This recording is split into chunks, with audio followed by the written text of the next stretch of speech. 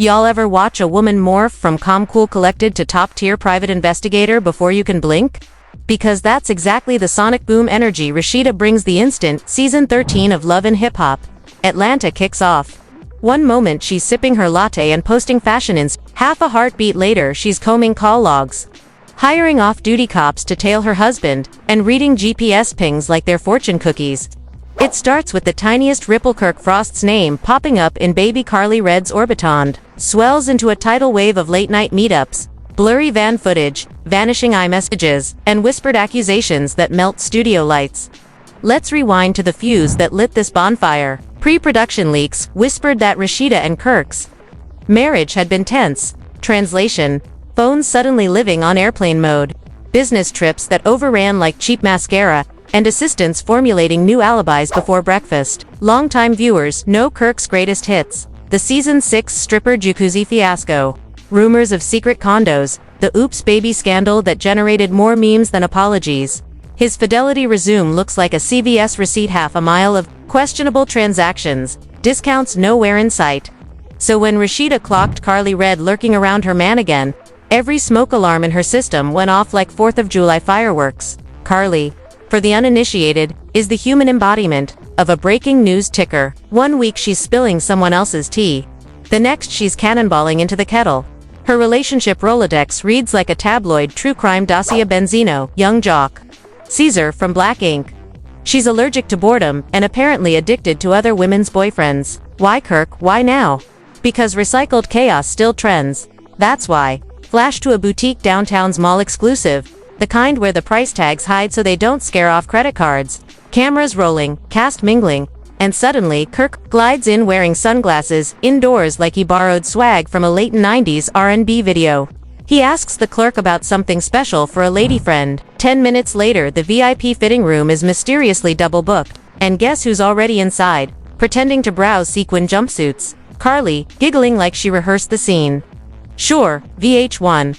Total accident. Hours later, Rasheeda, assistant, finds Karlie's purse abandoned in the green room sofa. A receipt sticks out, same boutique, timestamp, 15 minutes after Kirk's cameo.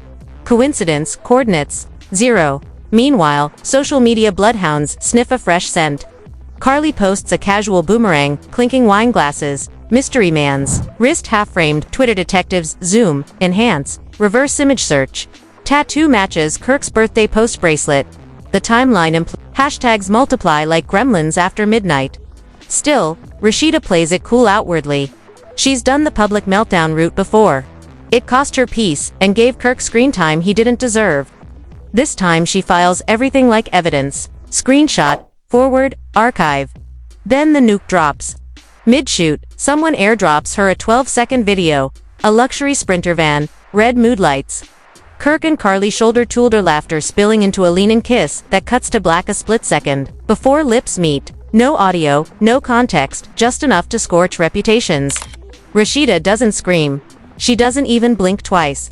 She pockets the phone, pivots in stilettos, and leaves the set while producers stare like they just watched ratings grow legs. From that moment forward, Season 13 stops being a show. It becomes Rasheeda's courtroom. Her wardrobe shifts to power silhouettes, midnight blacks, warrior reds. Her tone turns diamond sharp, every syllable polished to slice. Karlie, on the other hand, starts requesting security escorts between scenes. She claims she feels energy. And she's right, the energy of a woman who's decided the only closure she needs is doors slamming behind her. Kirk tries the classic denial tour. Instagram live, bleary-eyed, y'all wildin'. Ain't nobody cheating. Sir, the internet has freeze-framed your bracelet more times than a forensic lab. He scrolls comments, disables tags, empties a bottle of excuses, but the boat is already taking water. Behind the scenes, Rasheeda moves like a chess grandmaster. She summons the showrunner. Roll cameras, no edits. If I'm living this, the world's watching. Translation: no protective blurs, no off-limit topics. She calls a ladies' brunch the reality TV Hunger Games disguised with mimosas. Guest list: Spice, Bambi, Sierra, Kendra, and center stage invitation to Karlie. The air could refrigerate sodas. Rasheeda sips elegantly, then slides a USB flash drive across the table like a calling card. Karlie's eyes dart, pupils dilate. She knows USBs in reality land carry more destruction than TNT. Rumor is, the drive contains audio.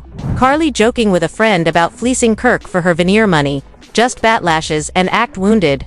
Watch him pay. The brunch erupts. Karlie flips to victim mode. Girl, what are you talking about? But tremors crack her voice. Rasheeda doesn't raise volume. She raises stakes.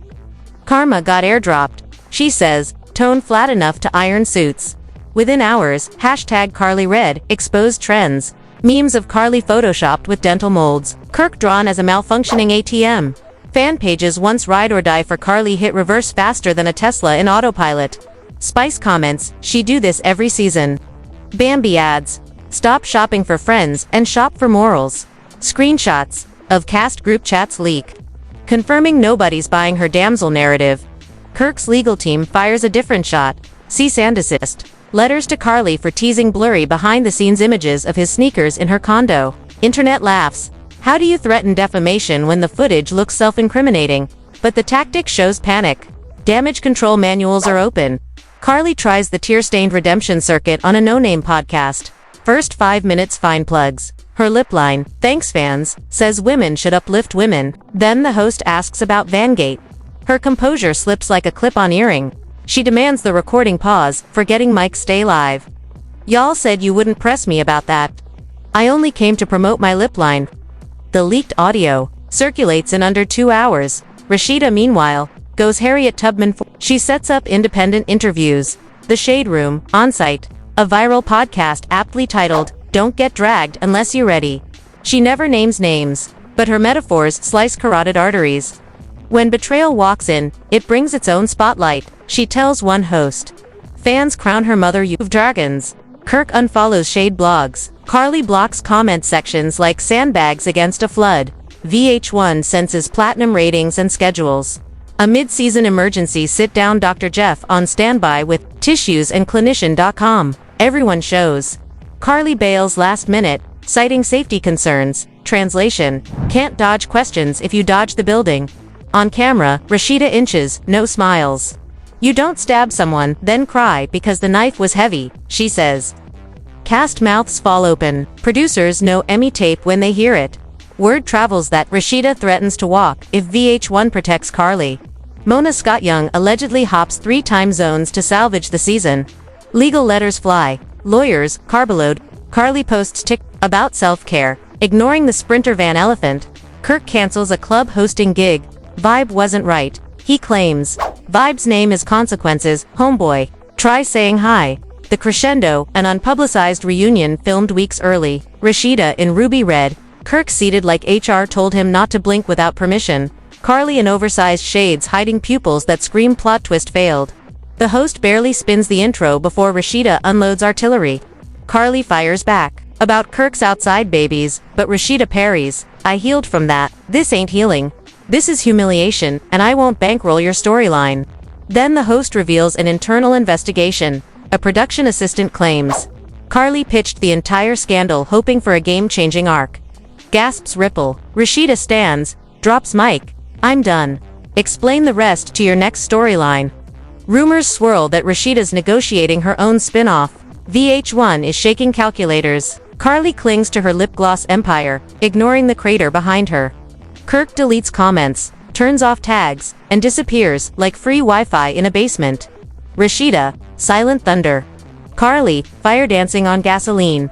Kirk, walking cautionary tale. Season 13 just smashed the fourth wall and invited chaos over for brunch and baby. The waffles aren't even warm yet. Rasheeda's exit from the reunion wasn't just dramatic, it was strategic.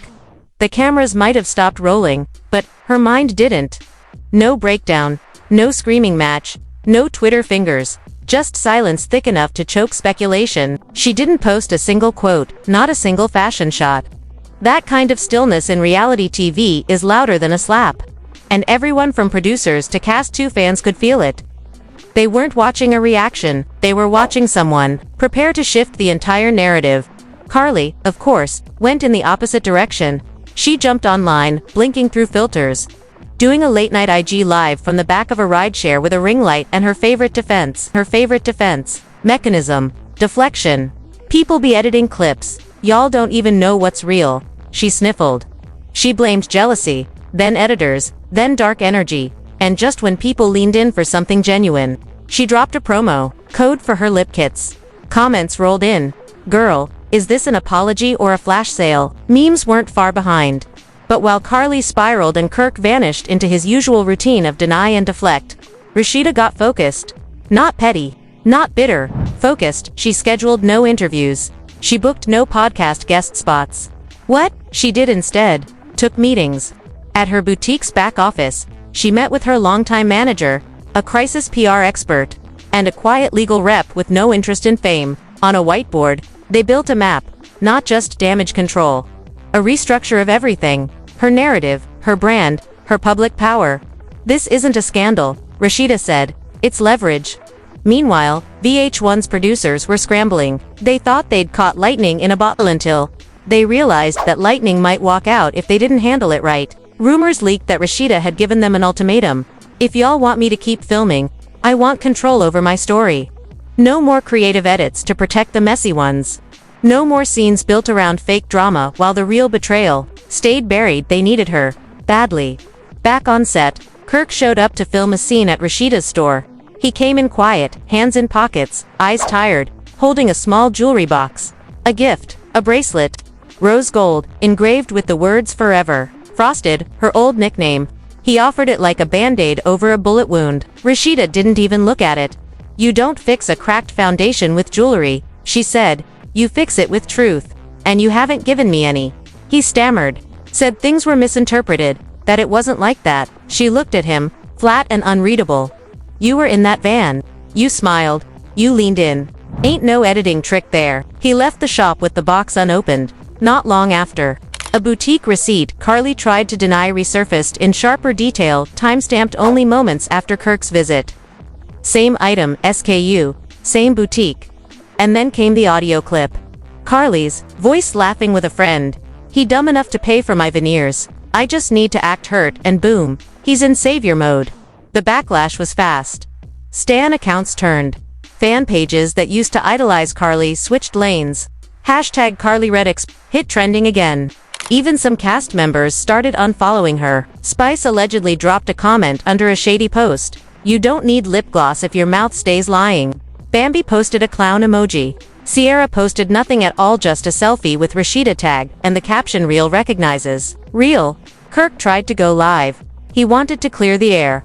Instead, he stared at the screen, blinked, drank water, and logged off after 3 minutes.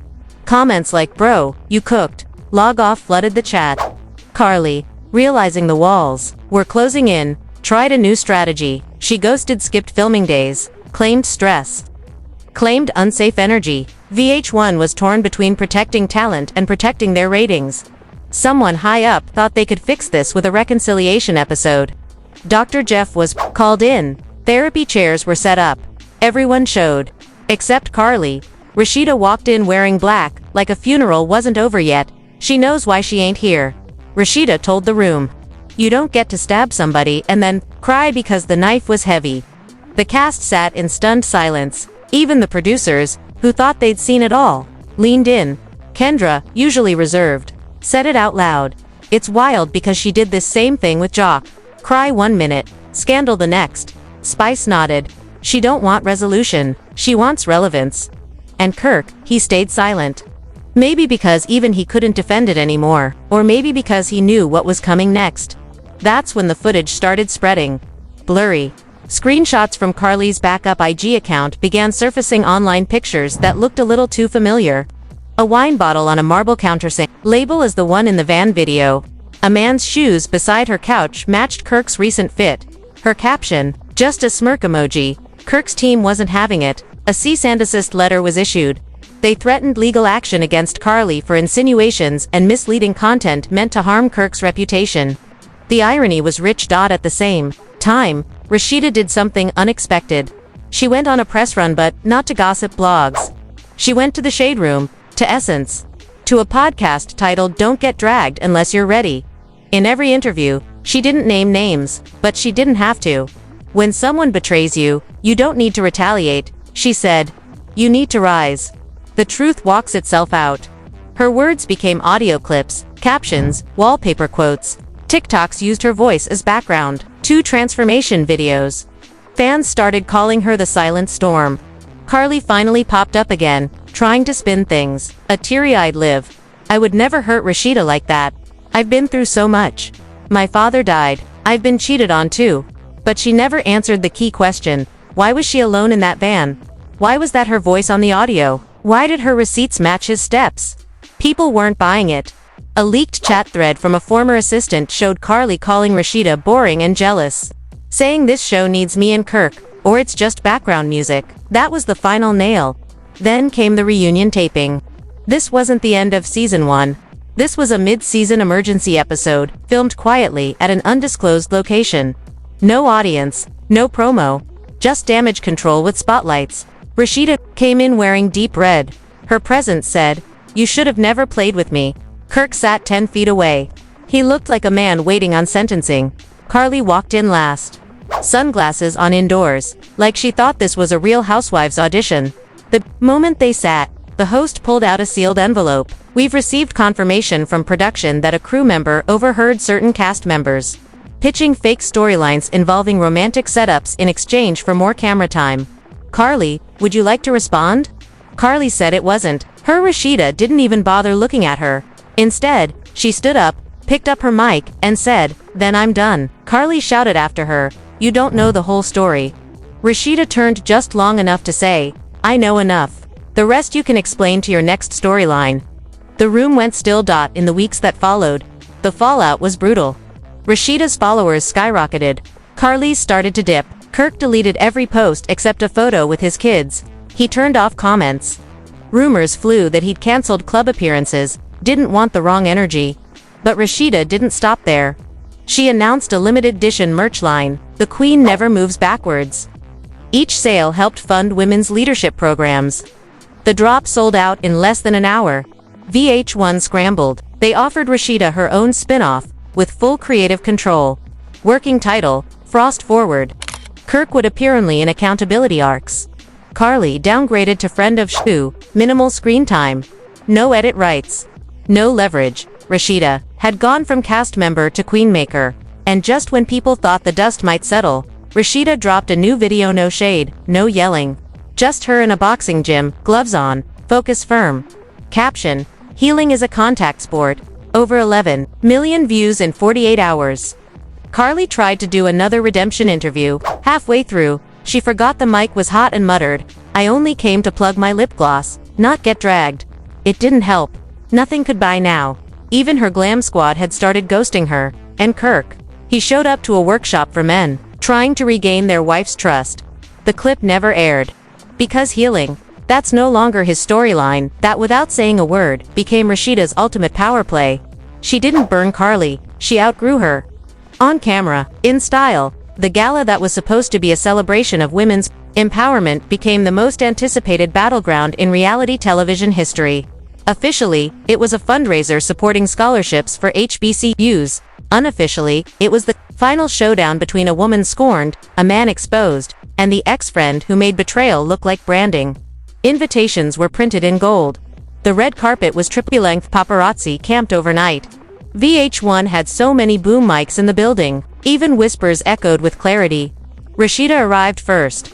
Of course, she didn't walk in, she arrived. Custom emerald gown, tailored within an inch of perfection, heels that said "Step to me carefully," and a stare that made camera shutters hesitate. Every movement was deliberate. She posed with students receiving scholarships. She smiled, with the event sponsors. But there was a fire behind those eyes that everyone could feel through the lens. This wasn't just closure, this was her coronation. Kirk showed up 20 minutes later, looking like he'd been coached not to speak unless spoken to. No flashy suit. Just classic black on black.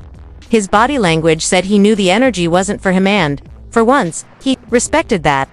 He tried to get a moment with Rasheeda on the carpet. Her publicist redirected him without a word. Karlie came last, always the late one. Always the headline hunter. She stepped out in a red sequined jumpsuit that screamed desperation more than dominance. Big hair, big lashes, big shades. Her smile was tight. Her nerves were loud. She struck poses. Reporters shouted questions. She chose one. Any regrets? About this season, she paused. I regret trusting the wrong people. The cameras caught it. So did Rasheeda's team. So did the viewers, who instantly started dissecting the shade. Inside the venue, Karlie was seated 3 tables behind Rasheeda. Not a mistake. A production decision. Proximity matters when every glance has the potential to trend. During dinner, Karlie barely touched her plate. Her eyes kept darting. Rasheeda, meanwhile, was unbothered, laughing, toasting, owning the space. She had long since moved from survival to strategy, and then, as if scripted by the divine, it happened. Karlie approached, not during a speech, not during a toast. She waited until Rasheeda stood to check on something near the silent auction. With cameras rolling, Karlie intercepted her by the dessert table. "Can I talk to you, off camera?" she asked. Rasheeda turned slightly, her face calm, her voice firm. "There's always a camera when you betray someone. Keep filming." Karlie flinched, but tried to hold her ground. "I just want to apologize." "For what exactly?" "For hurting you. For getting caught up in the wrong energy." Rasheeda tilted her head, the slightest arch of a brow. "Say it, not energy. Say what you did." Karlie looked around. Her glossed lips parted. She whispered, "I crossed lines I shouldn't have. I got greedy with screen time. I let the producers convince me this storyline would blow over." Rasheeda didn't blink. She nodded. "I forgive you," she said. "But forgiveness isn't friendship, and it's definitely not forgetfulness." Karlie's lip quivered. She looked ready to cry, but not the crocodile tears from Instagram. These looked real. For once. "Then what do I do now?" she asked. Rasheeda leaned in just enough. "You live with the consequences you helped create. And if you're lucky, you learn from them." Then she walked away, leaving Karlie under the soft light of the chandelier, small and finally silent. The next morning, footage from the gala hit social media like a meteor. Fans called it poetic.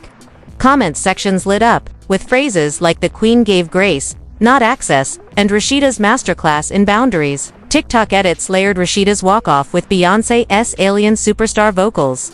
The internet didn't just forgive her, they crowned her. VH1 saw the numbers and moved fast. The network offered Rasheeda an executive producer credit on her new spin-off, full creative control. Her choice of cast, a promise that no one could override her final edits. She named the project Frost Forward. And Kirk, he could appear if he agreed to be transparent, go to therapy, and stop dodging accountability like it was a bill collector.